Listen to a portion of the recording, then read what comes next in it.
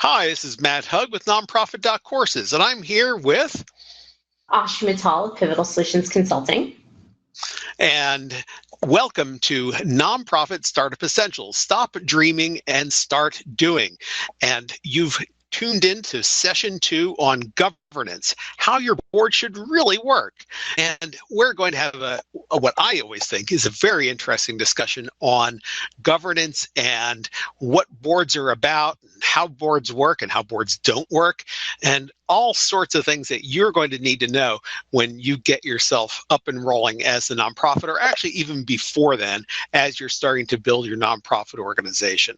So let's just jump right into the first slide here. All right, a little background before we get started. And first of all, you might know, I hope you know, and if you don't, we're telling you now, that a corporation is required to have a board of directors. Now, that implies that a nonprofit is a corporation. And in the United States, nonprofits are registered or incorporated state by state in each of the 50 states and the territories like the District of Columbia and the rest. In other countries, most other countries, in fact, nonprofits are nationally registered one way or another.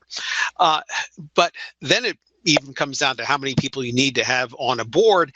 And again, here in the US, it's usually at least 3. And I say at least because if you read some of the regulations carefully, it might actually require more, but a couple of them would say less. And I'll leave that between you and your accountant, your attorney, to figure out whether that's the case. But, you know, it's best practices at least to have 3, if not more. And, you know, unlike private corporations that are for-profit corporations, nonprofits are responsible to the public. So first of all, what does that mean, right?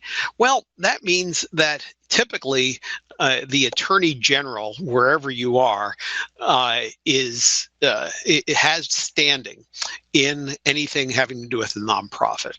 Now, that means that any time, and again, your lawyer can tell you more about this, but standing is a concept that they have to be involved directly.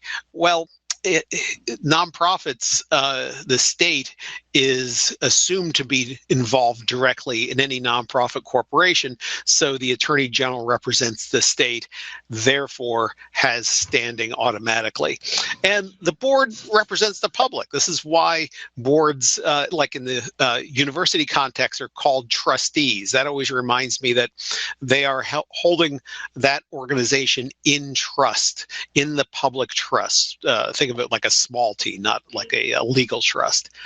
And, and the other thing that we'll talk a lot about today is that most people, when they're serving on a board, haven't a clue about what their responsibilities are. And there's a lot of reasons for that, a lot of finger pointing we can come up with, but it's really an important point, and we're going to touch on that quite a bit and kind of bring you up to speed on what boards should be doing or not. What do you think, Ashi? Oh, absolutely. The last point on this slide, we're talking about the lack of awareness or responsibilities of oncoming board members, new board members, those who have limited experience, and even those who are quite seasoned, is still really surprising to a lot of people. They are so excited that they've been asked to serve on a board for an organization that they're absolutely enthusiastic about, but they don't know where to start. They're asking questions like, okay, now that I'm an official board member, what do I do? Where do I jump in? How do I dive in? And it's really important that not only do board members know their roles and responsibilities, but the organization itself enforces those roles and responsibilities, and once again keeps in line with structure so the board can operate at its premium for organizational success. Yeah, you know, it's funny. There are a lot of times when I get like an old childhood concept in my mind that kind of reminds me of something that we should be doing now that we're adults. And I think of that a game where you might have blindfolded somebody and then spun them around a lot, and then took off the blindfold and oriented them, right? Putting them in the right direction. Well, I feel like a lot of nonprofits take the person, spin them around a lot, take off the blindfold, and never point them in the right direction. The Right. orientation part is not done well, where you really give people the complete information they need on what it is to be a board member. And there's maybe, I'm probably getting ahead of myself here some, but another issue out there where we think that orientation or getting people connected to their board membership is just a one-time in the beginning process where, that's it. Here, you've now been oriented to what we do. We've given you the mission statement. We've told you about our programs and all that. Maybe a few things about what you do as a board member. That part's done. Well, you know what? That part's never done.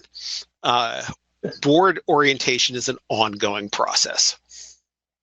Yeah, no, we'll have a lot of conversation a little bit later on about certain things that are not one-time or one-hit wonders, like I like to say, but rather something that is continuous, that you need to constantly be assessing and evaluating to make sure you're headed the way you guys want to be.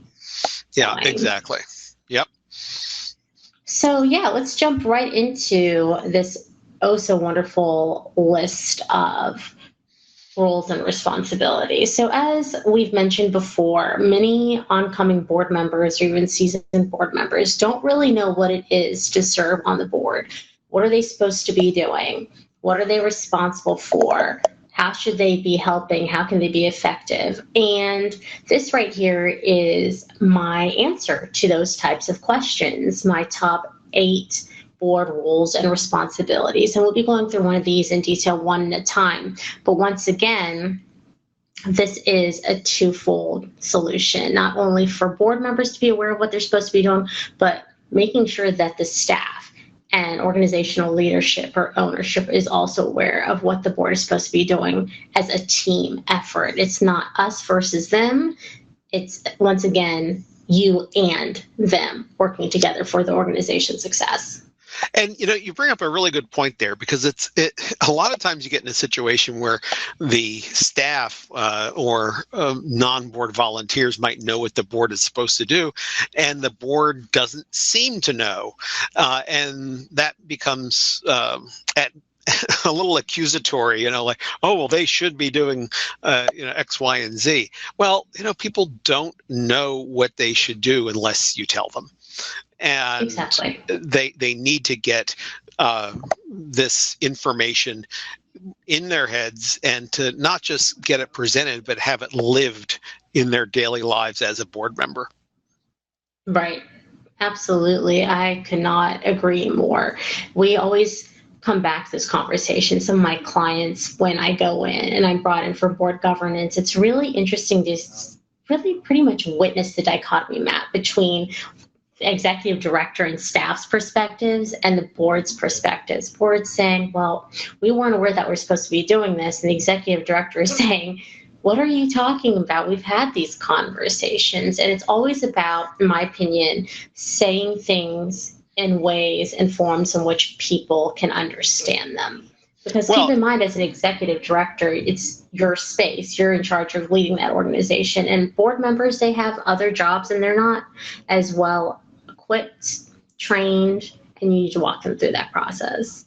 Well, just think, it's an excellent point. I mean, think about the difference between journalism and advertising. A lot of times we consider our messaging, even our internal messaging, and you might know that, marketing and all that is something I have a lot of fun with, and that there's an internal audience, and the board is one of those internal audiences. Well, we're in the advertising business when it comes to them. In other words, you have permission to repeat things over and over and over again so that they hear it. Because just think of any advertisement you see on TV. It's not just a once. I think I know one advertisement that was done once, right? That Apple commercial way back in the 1984 Apple commercial. That's it, right?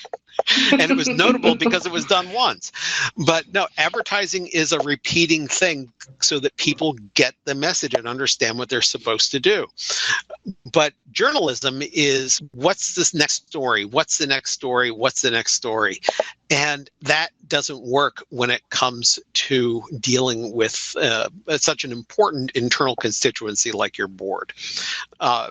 They need to hear things again and again. Oh, definitely. Most definitely. So, wow. Okay. Here so we go. the first slide, first duty is pretty action packed. I call this the duty of being engaged. Okay, so it's talking about the duty of care, loyalty, compliance, and finance. But once again, the duty of engaging, the duty of participating, essentially the reasoning why you became a member of this particular board. So let's just start with the duty of care. As a board member, you need to know what the mission is. You need to be available to participate and engage in organizational activities, because if you don't even know what the organization is trying to do or where they're trying to go, and you're not even involved in those conversations, how in the world are you going to help guide that organization or make those sound decisions?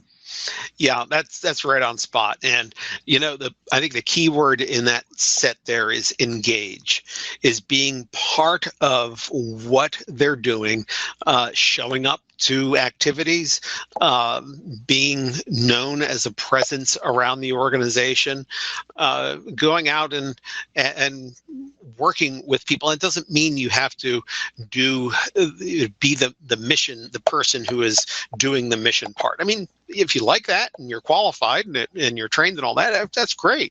But even just showing up as a board member, you'd be surprised at how people just spark up in terms of staff and other volunteers. Like, ooh, somebody's here from the board. This is really cool. You may not think you're such a special person for showing up, but a lot of people do, just by the nature of the fact that you are a board member and that you show you care. Makes a huge difference. Plus, it's also educational for you, so that you know what's going on and are able to make decisions based on firsthand information instead of what you're told at board meetings. Well, I love what you said, Matt, because it's always about participation. One particular policy that my clients implement after we have some conversations about driving board engagement is that having a board member join a committee, even if it's just one committee, makes the biggest difference. It could be about fundraising because they're interested in learning more about that and wanting to roll up their sleeves and help. And other times it's the nominating committee, trying to determine who's going to be that future class of board members. But once again, it always goes back to understanding the time commitment and actually participating in the organizational activities. Yeah, you can't, I mean, people do it. I think it's not a good idea for a lot of fronts to have one of these. Well, I'll put my name on it because you want me to be a board member, but don't expect me to show up to meetings. I mean, the answer is no. You just can't do that. It sounds like a good idea. Oh, you want to have this person's name because they're notable in the community, or they'll lend a lot of credibility to the organization. That's great. Put them on some sort of advisory board or something. Don't make them part of the board that makes the fiduciary decisions about the organization. It does not work well. Absolutely. And the same thing can be said about the financial commitment as well. Mm-hmm. Okay, you find somebody who has the ability to pay the $1,000 financial contribution annually, but they can't make it to the meetings. You're going to find yourself in that same boat, and that's not a harbor you want to find yourself in, because you're just going to be hurting yourself in the long run and creating a lot more work to not only handle the situation with this current board member, but also replacing that board member, and how do you deal with that wonderful situation. So it's best to avoid that at all costs from the get-go. Well, let's just dance diagonal across the slide here and talk more about finance. I mean, yeah, you're right. And there's a lot of different takes on financial commitments from board members and nonprofits. I think the one I like the best that I have heard, well, two, I guess. One is everybody gives, right? And that sounds like a no-brainer, but it really isn't for a lot of organizations. That idea that that you can join a board but not be a financial contributor somehow sneaks in, and when you, especially from board members, I don't like to hear this from anybody. Oh, I give my time, not my money. Exactly. No, board members particularly, you cannot say that. But also, then your question is how much. Some boards have minimums. Some boards have other ways of doing it. Like I didn't say, which I was going to, that what I like the most is that this organization on which you sit on a board needs to have your highest financial commitment of any organization like that you might engage with. So what's that mean? So if you get somebody who is really big in the community and they're on a bunch of boards, right, and you're on this is a school, you're starting a school program of some sort. If you recruit somebody who is involved in the community a lot, that's a great thing. Busy people do tend to work out really well for a lot of organizations. But your expectation of them is at least to give more than any other education organization that they're involved in to you. Because if they're not, you don't want them to turn around and give more to another school, even though they're on your board, right? You have to be their number one priority in your slot.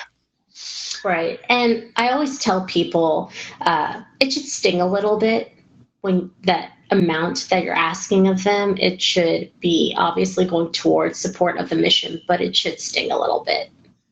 Yeah, that's a good rule to follow. You don't want to cripple them financially, but you do want them to give enough that it gets their attention.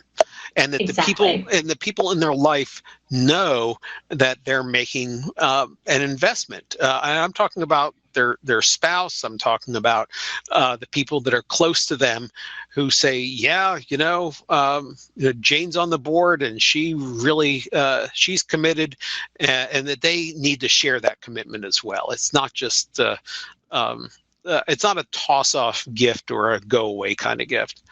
Right. Now, if you want to get into particular amounts, some organizations have minimum amounts to either to give or to get or to give or get, right? And we can have quite a debate on that if we wanted to, but I think it's important that that everybody see each other as at least a peer in giving between each other, whether you set an amount or not. And this kind of gets back to the level of diversity on your board, and whether some people have the means to give, but you want them on the board. That's fine. But they have to give. Nobody is, in my mind, excluded from giving at all.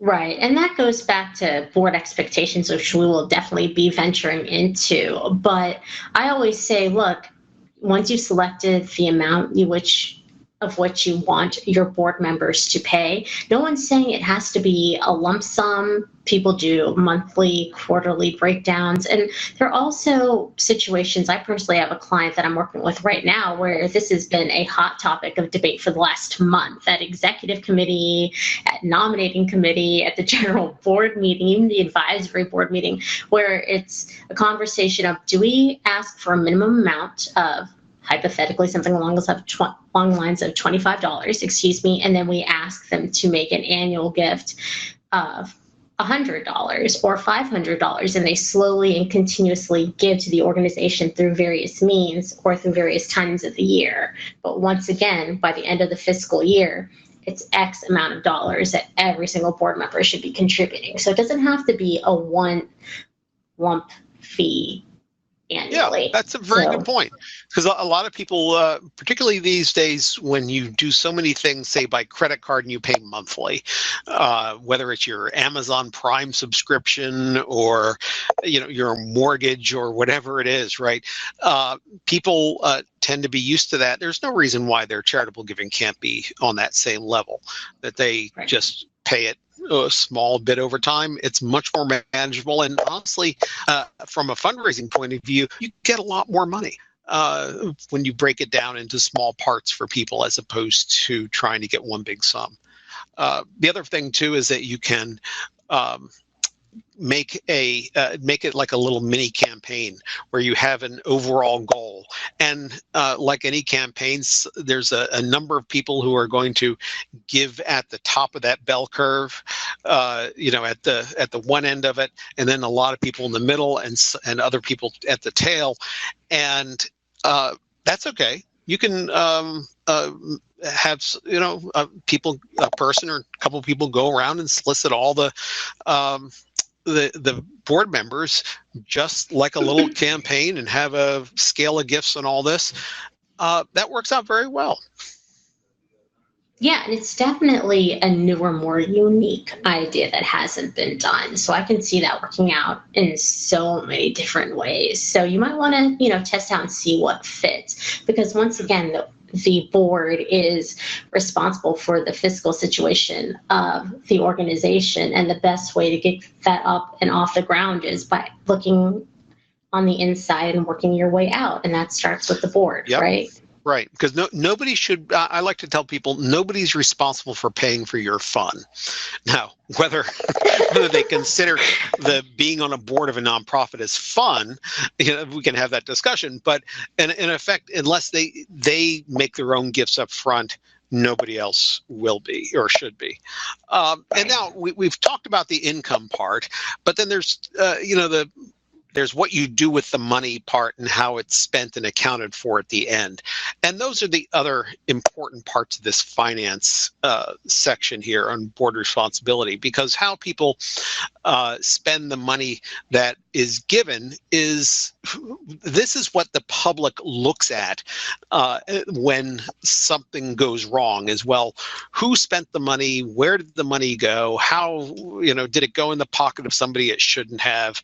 All the procedures that have to happen to be accountable and transparent with the use that the public is entrusting you with, right? Back to that word, Right. trustee. Yeah. That you are getting done the mission that you have claimed to do. Right. And I think the key word there, Matt, is definitely transparency.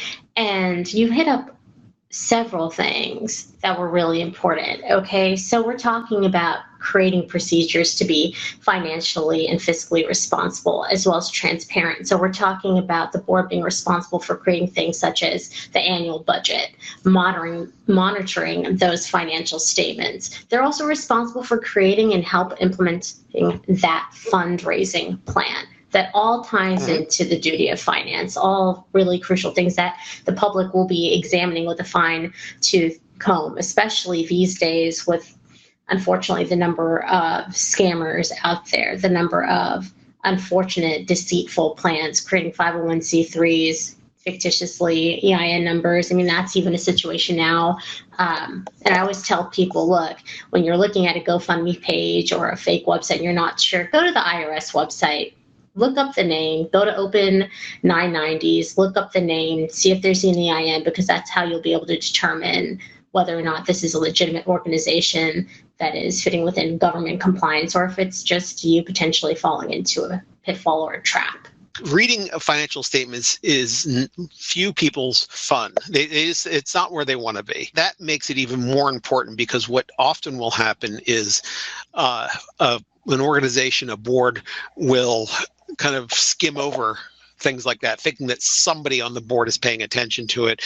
They either don't feel like they can understand it, or they don't feel like they can take the time to look at it, or any number of reasons. This is really a board member's opportunity to grow, to have build confidence, especially when you're starting out.